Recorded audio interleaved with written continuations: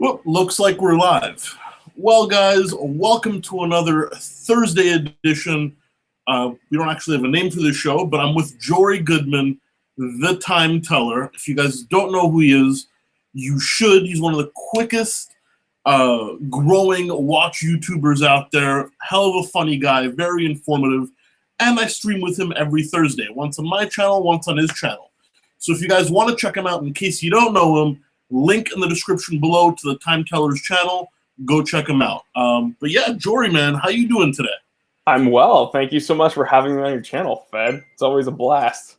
It is my pleasure, man. And I guess as we're waiting for people to roll in, you know, we got 57, 62. They're coming in. Today, I guess, we're going to talk about some underappreciated watch brands. You know, because everybody knows Rolex, Patek Philippe, Seiko, Omega. I mean, those are bread and butter for anybody who's kind of a watch aficionado. But there's a lot of brands that get overlooked. And I thought it might be interesting to get our takes on these brands today. Yeah, I think there's a lot of, I don't know, there's a lot of watches that are popular in like super clicks or in specific clicks. Like what I mean is you and I talk regularly. So you and I may have the same or similar views on certain watches we like, but then there's like the whole rest of the watch community that just overlooks them. So I think some subsets of people like certain things, but in general, I'm going to mention watches that I think are kind of overlooked as a whole. No, I agree with you. And the truth is, I'm reading these comments. By the way, Stephen Bowden said he was the 10th thumbs up. Thanks for that. But I'm reading these comments, and there's a ton of brands that are awesome. You know, Chrono Swiss, Zinn, Mont Blanc, Nomos. I mean, a ton of watches that I didn't make my list, not because they're not great, but just because we only have half an hour today. So for all you guys, if I didn't mention it, you know, they're not that they're underrated. It's just there's so many underrated brands that we don't really have the time to mention all of them. Right. And Redskins Pride shows up, and of course he's got to mention the Vostok. Vostok's underrated. I think if anything, like how could a $50 like mechanical watch ever be underrated? If anything, it might be overrated. Right. I don't even know if that's a thing. But yeah, so we're over 100. Why don't we get into it, Jory? What's one of the brands you think is underrated or underloved? You know, underappreciated. Well, I think a lot of you guys, especially if you follow my channel as well, will expect me to say this. And no, I'm not going to bring Seiko into this discussion, although when I found out this was the topic we were talking about, I was trying to think of a way to bring Seiko up. But the first watch I'm going to mention, I'm going to kill two birds with one stone here. What am I wearing? Wrist check. I'm wearing my Frederic Constant.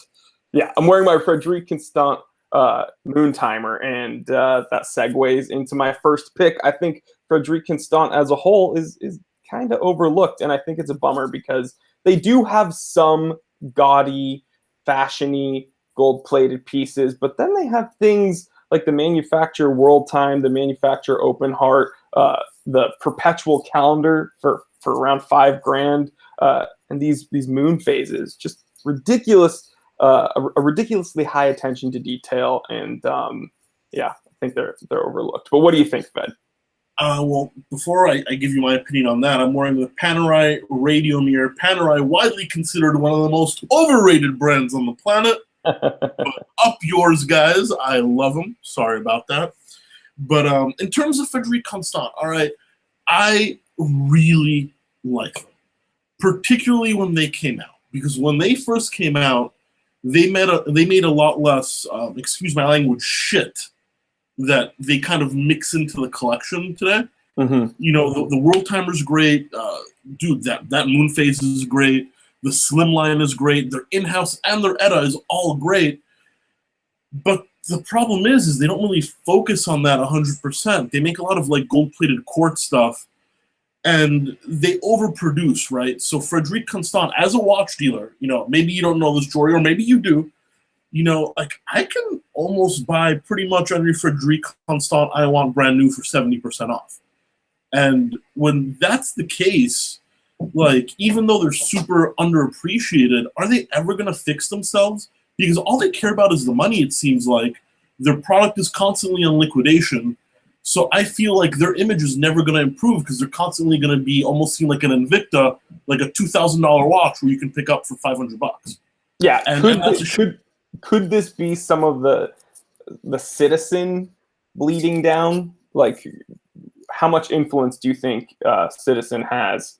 Because like the numbers wise, when we're talking about production and overproduction, kind of sounds a bit like Citizen, and they own Frederic Constant. Well, here's the thing. I mean, this problem existed before Citizen. Like they were, and that was because they could barely pay their employees.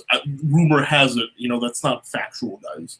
So when Citizen took over, I would think that they would treat this brand a little bit like a crown jewel and kind of clean up the distribution, but it certainly hasn't gotten better. So I almost feel like Citizen owns the brand, but Frederic Constant is allowed to manage themselves, kind of. I don't know if that's true either. Well, here's the thing. They're doing a good job managing Alpina, right? Because Frederic Constant actually owns Alpina. It's not Citizen calling the shots. So they're doing some good there. What I will absolutely agree with you that there is overproduction, and I do think they're going in a better direction this year now when they're releasing more of their higher end manufactured products. Here's what I'll say about Frederic Constant. They've only been around, they're only 1 or 2 years older than me.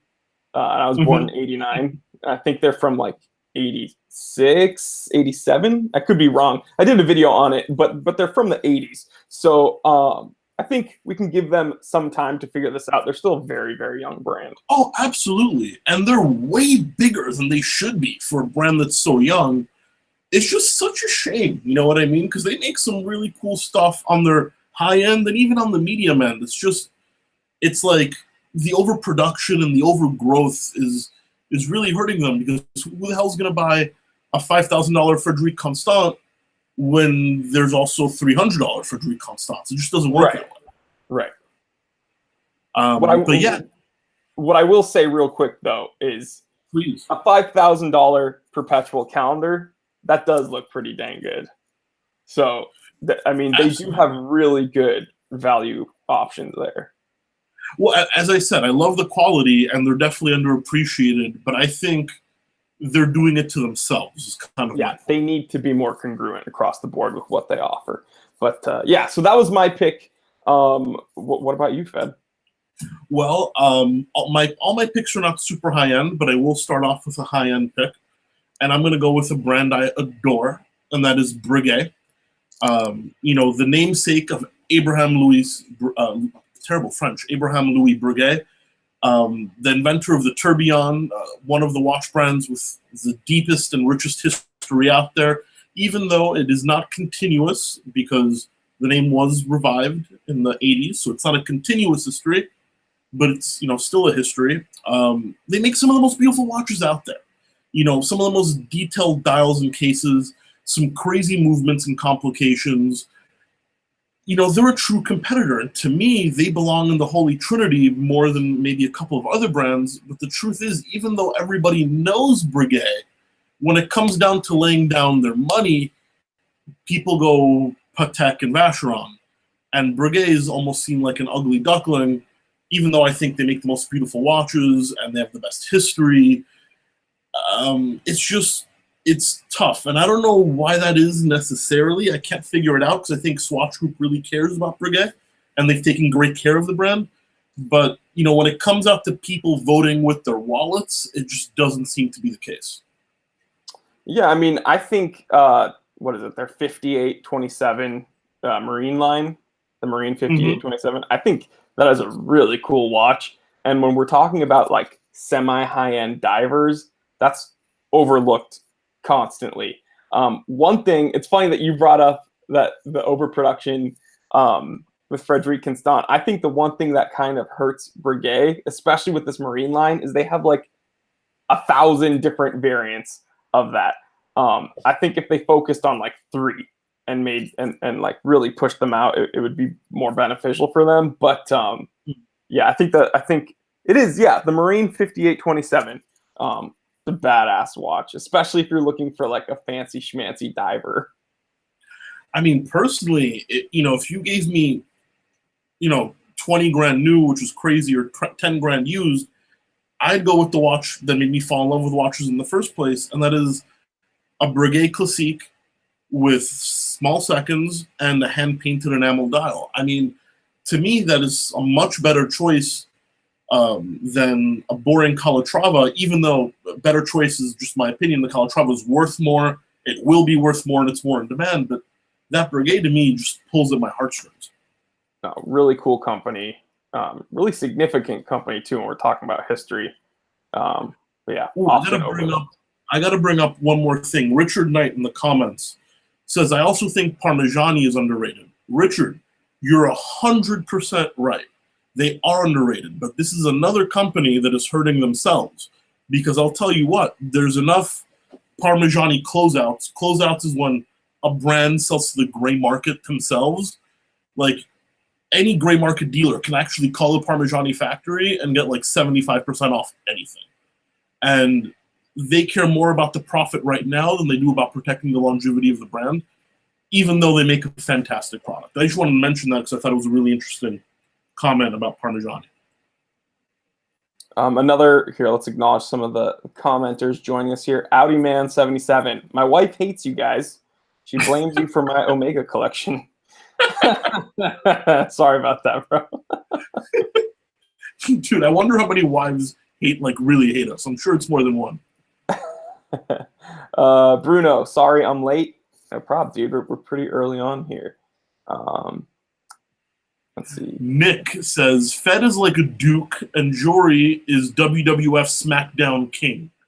That's pretty cool. Yo, guys, what would my move be? Like, what would my finishing move be if I was in WWF? Leave it in the comments. I want to hear about this. Dude, I personally could see you rocking the people's elbow. We're going back to like 1999. Yeah, exactly. Again, that's the last time I watched WWF is when Triple H got married to Stephanie. I was like 14. Well, I was a fan of WCW. This is a huge tangent. I was a fan of both, but like, I was a Jewish kid growing up, and when I found out Goldberg was Jewish, I was like, yo! What do you mean you found out? His name is Goldberg. Goldberg, I know. It's like you were shocked. I know, right? Well, I was shocked that there was a Jew wrestling professionally. Okay, that was a shocker. But then look at me now. I mean, come on, guys, for real. I grew into it. Big Nasty says, is this a wrestling channel? No, but we're reminiscing about our childhoods, goddammit. Daniel Horst. Okay, my move, the Jewish wrist and fist. Yo, that's that's borderline mature material, 18 plus only. Okay, so let's get back on topic. So my next pick for overlooked kind of companies is Mont Blanc, okay? What really impressed me was a few months ago when they released a big promo kit for their 1858 Geosphere. They did this kind of whole exploration vibe, making it kind of like a field watch. Now this one is different than their other 1858s because this has 100 meter water resistance rating, 42 millimeters. So this is actually a watch you could go out and about and kind of bang around. Some of their other watches that they had this kind of outdoorsy theme only had, I think, like a 30 to a 50 meter water resistance rating. And I don't know, to me, that's kind of important. Not that I'm going to actually go swimming with these watches, but if it is kind of targeted to kind of a field watchy base, then I think it should be able to, get down and dirty. But Geosphere, super cool, incredibly interesting dial. Again, 42 millimeters, so I think a large group of people could pull that off, big or small. Okay, so Dufresne says Mont Blancs are nice, but overpriced. Okay, so this watch is listed retail for $5,600. You could get it a lot less than that, but oh yeah. And just for example, right at the watch show, I bought a Mont Blanc 1858 manual one. It's a 45 millimeter officer's field watch. that is basically like the little brother of the IWC Portuguese, at least in spirit and in look, also because they're both Richemont. And I mean, that watch is like 3.5, 4 grand on the Mont Blanc website, and I'm selling it for $15.99 or $16.99. And the thing is, I don't even want to sell it. John is forcing me. I thought that thing looked awesome on my wrist. And also, by the way, Jory, the Orbis Terrarum. I don't know if you know this. I'm a huge World Time guy. The Orbis Terrarum punches well above its weight. I mean, it looks like JLC, almost Patek-esque. Right. You know, forget about the kind of movement, but it's pretty awesome. Dude, I'm gonna read this live chat a little bit later, but there are some great wrestling moves in here. we should do a separate live stream just for that. Yeah. Oh my god. Okay. But so, yeah, I got a brand, and I got a brand that's gonna get me a lot of hate. And I got a brand that I'm going to be honest, I don't know anything about them really, apart from that they're owned by the Swatch Group, and that is Mito. Now, lower end Swatch Group brand, bigger in Europe. You know, lots of mediocre and uninspiring pieces. You know, a few years back, but I was looking at their website recently, and their new dive watch collection and the Baroncelli dress watch collection. Which, yes, they come in plating, which I don't like. But boy, those are some really beautiful watches for not a lot of money. Dude, the Baroncelli Heritage 2, okay, with this kind of textured cream dial, gorgeous watch. Definitely harkens back to vintage, dressy, kind of simplicity, but they pull it off in a very, very interesting way. Super sharp hands, incredibly clean, not too busy. I've recommended that watch so many times, and you can find it for like under $600, and it's a whole lot of watch.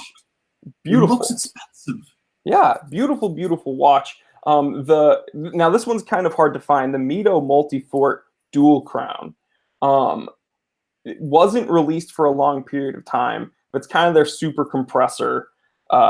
Really cool 200-meter water resistance rating, badass automatic. Unfortunately, because it's not super popular, the price is going up a little bit. So it's going to be in kind of the high 700s to 800s. But Mito is super overlooked in North America. And yeah, really cool watches. I'm glad I brought it up on the live stream because you know way more about them than I do. All I remember is like I was looking at the Swatch Group portfolio and I clicked on the Mito brand and I'm like, yeah, these guys used to make some pretty mediocre stuff. And I was looking at their catalog. I'm like, wow, a lot of these are really handsome. Yeah, beautiful watches. And I mean, some of my viewers know this. Made an episode last week, I think, talking about how Swatch Group is kind of stifling some of their lower tier. And yeah, Mito is definitely, I think, kind of a symptom of that. But yeah, because they're higher end than Tissot, but they're lower end than Longines. And is there really that much of a space in between those two? Exactly. And the pricing structure is kind of off because when you go into the high 700, 800s for a Mito, and then you're looking at a Longines, it's kind of confusing as a consumer, like which one do you go with? And well, I would still go with the Mito personally, but yeah. All right, brother. So what's yours? What's your next one? Okay, so next one for me is, funny enough, it's another Swatch Group brand. Excuse me. I've spoken to you a lot about this brand. Spoken to a lot of the viewers about this brand. Certina. I think Certina is one of Swatch Group's most interesting brands, honestly. Really cool history with a lot of their watches. Been around for a really long time. You guys know in our last live stream, I was wearing my Certina DS2 Chron Olympic. Huge history with really cool chronographs, but even their modern pieces, like the DS4 Small Seconds, some of their kind of racing chronographs, interesting watches that can be had really attainably, super inexpensive. And yeah, I think we should pay more attention to Certina. I'm going to be very honest with you, Jory. I really don't know much about them. I know a lot of people recommend the DS Action Diver, and I know they're vintage stuff. But let me ask you this, and from what I know, this is true. They are not sold in North America at all, correct? Apparently, they don't have a North American market. They're not targeted here, but so you like they're not available at all, like not officially. Not officially, but you can definitely get them gray market all day. But yeah, apparently there's a huge Russian demographic, though. Apparently they have a huge market in Eastern Europe. But yeah, we're not. There. I love your vintage. I love your vintage watch, the one your father gave you. But I can't really comment on it. It's just not a brand I really know anything about. I mean, I spent even most of my time in the industry in North America, and Certina is a name I've heard, but it's really, truthfully nothing I know. Like, I know nothing. So you're a car guy. If you like racing, if you like F1, they definitely have a big, I don't want to say market, but they have a big, what's the word I'm looking for? Catalog of racing chronographs. And they have some really simple dress watches, not too busy, just cool watches that again can be had for not that much money. All right, so here's one I got to bring up. It's a high-end brand. It's a brand that I think is doing a very good job to get themselves in front of people, but once again, not enough people voting with their wallet, and that is H. Moser. Man, I love their watches. Some people will complain and say that they're a little boring looking, but it's a company run by a very young CEO who's making a great product, who's trying to market to the younger masses. They do a lot of parody videos, which are hilarious. They release a lot of interesting watches, and the truth is, they can be had, even though all of them are above $10,000 retail, they can be had heavily discounted in the secondary market, which on one side is unfortunate because I want the brand to have more respect. But on the other hand, guys, if you have the money to pick one up nowadays, I mean, spend it, because really, I do think these are going to be real big in the future, and the quality is up there with the very best. I really love everything about H. Moser. I think they're one of my. I'm not actually a huge fan of their watches, although the detailing and it speaks for itself. They make incredible watches. I'm not a huge fan of colorful dials. That's my big thing. But my favorite. Have you seen their videos though? Have you seen their marketing? Yeah. No, that's what I'm getting at. Like, they're one of my favorite brands because they are the biggest trolls like in the world, and they don't take themselves too seriously. They're pretty much the first Swiss brand that like acknowledged that Swiss made is just meaningless now. And that took a lot of guts on their part. No labeling, like so unpretentious of them. And it's, badass company. Again, I'm not a huge fan of their watches because I don't like super colorful dials. But really funny company too. I'll tell you this, man. Obviously, if you guys probably don't know this about me, but I'm sure you can guess. I love cheese. And any watch company that can make a watch out of cheese, gets 2 thumbs up from this guy. Okay. Putting that out. Barkin Jack is in the building. What's up, dude? Okay, so he's agreeing with Big Chip, saying JLC are incredible. Yeah, JLC is one of my favorite brands. I don't think they're overlooked because I think, everybody wants a Reverso. That's a huge generalization. But I don't think JLC is overlooked. I think they're amazing. But okay, wait, Roberto, Jory, I watched all your videos and I loved each one of them. Keep going. Fed, I missed less than 10 and I will be done. You are both my favorites. Thanks, Roberto. It's very nice of you, man. Hey, brother. Thank you, man. By the way, like one of my favorite things, like ever since I started my own company, is people actually call me on the phone to ask about a watch. And they're like, by the way, I watch all your videos. And I always forget because I've been doing this for a while now. So like, I don't really realize that people actually watch me. And any time someone like says something like that, it really means a lot to me, guys. Thank you. Okay, so I have a funny story real quick. So I was in Little Tokyo. So I live in Los Angeles. Little Tokyo is an area in downtown LA by the Arts District. And they have a bunch of obviously little Japanese restaurants and like ramen shops and stuff. So Connie and I went to go grab dinner after this event.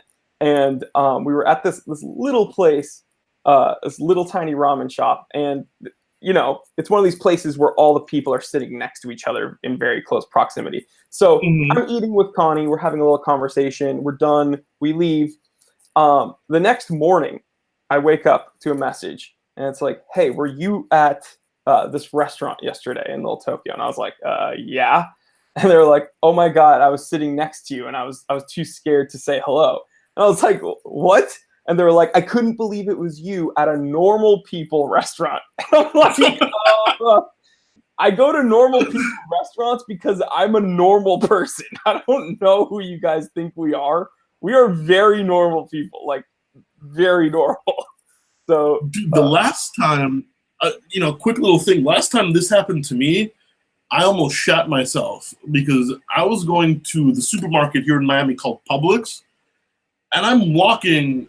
My mother was visiting, of all people, and I was walking with her to the supermarket, and I just hear, "Federico!" And I look, and it's a cop. And he's like, "Federico, stop!" And I'm like, "Oh my, like, dude, like, am I gonna, like, what? First, how does he know who I am? And two, what did I do?" exactly. And, like, he comes running up to me, he's like, "You're the watch guy." And I'm like, "Dude, you scared the shit out of me." Like, in front of my mother. Like, I thought I was getting arrested. Someone asked what time it is. This isn't my channel, but I'll tell you anyway. It's 12:27 p.m. Pacific Standard Time. Do it, Jory. Do the time-telling thing. People want it. Okay, real quick. A brand, we're getting close to the 30-minute mark, but a brand that I know Fed and I both have huge respect for, Glasuta. I'm probably butchering the name. But huge fan of a lot of their watches, but their Senator line, so gorgeous, dude, with really, really interesting complications and a huge attention to detail. They're listed over 10 grand usually, but you can get them well under 10 grand. And really badass watches. What do you think, Fed? I love them to death. I mean, they are hot horology, but they're like one step below the Patek and the Lagnas because they're hand finished, but they're not entirely hand finished. But they're finished better than a JLC most of the time, for example. However, they can be had for fractions, for a fraction of their retail price. I think the main problem with Glasuta is, while I love their movements and a lot of their watches are very attractive, some of their styling is a little too stark for me, a little too Bauhausy, a little too Germanic. So it doesn't speak to me 100%. But as far as the quality goes, absolutely, and they're totally underrated. Yeah, I'm not a fan at all of Bauhaus design. It's too sterile. I think a lot of the Senator watches have. There's a difference between something that's clean and something that's sterile. Something that's sterile is like so clean to the point that it's boring. But a lot of the Senator, like they have these kind of offset moon phase complications that are super interesting. They found a way to put a lot of complications on a dial without making it look too busy, and that's one thing I really appreciate. So that's why it's on my list of overlooked watch brands. And by the way, before we end this, I do have to bring one more brand up. Everybody's talking about it in the comments. Why have I not brought up Piaget? You know what? I've made so many videos about Piaget. I didn't want to bring it up again. But listen, full disclosure, I used to work for them. I was their director of wholesale for North America for almost 3 years.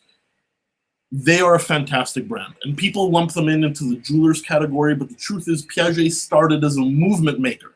They hold 28 world records for hot horology. And yes, I think some of their designs are dated and they've become a little bit irrelevant nowadays. But honestly, guys, Piaget is extremely underrated. It's true hot horology. And if you're a fan of the dress watch, go check out Piaget.com. I mean, yes, the brand is hurting right now, but the quality is absolutely there. And I think more people should support them. Yeah, and they're a brand that's not scared to try things, and I think that is kind of a parallel to how we should be living. Not to get super deep and look frou-frou, but honestly, like they go after it with their really interesting contemporary designs. With the how thin was the watch they just released? Like couple millimeters, like 2.9. Like it doesn't even have a crown. Right. You need a tool, like a specific tool to wind it. Just a ridiculous watch, and very cool from Piaget to actually go after these things. Is it totally wearable? Is it something I would put on the wrist? Probably not. But the fact that they went for it and did it, it's pretty cool. Yeah, it's more of a statement piece. But anyway, guys, we're past half-hour mark. Jory and I both have to get back to work. So I thank you guys for joining us on this live stream. As I said, if you haven't subscribed to T3, The Time Teller, link in the description below. And we will be doing this talk next week on his channel. So you guys are definitely going to want to subscribe to him. Thank you so much, Federico, for having me. Guys, whether you're my viewers joining us here or Fed's viewers, thank you so much for having me. I really appreciate it. And leave us comments when this video goes posted and let us know how we did and let us know what you'd like to hear us talk about. Yeah, guys, thank you so much. And as I always say, we'll catch you in the next one. Take care.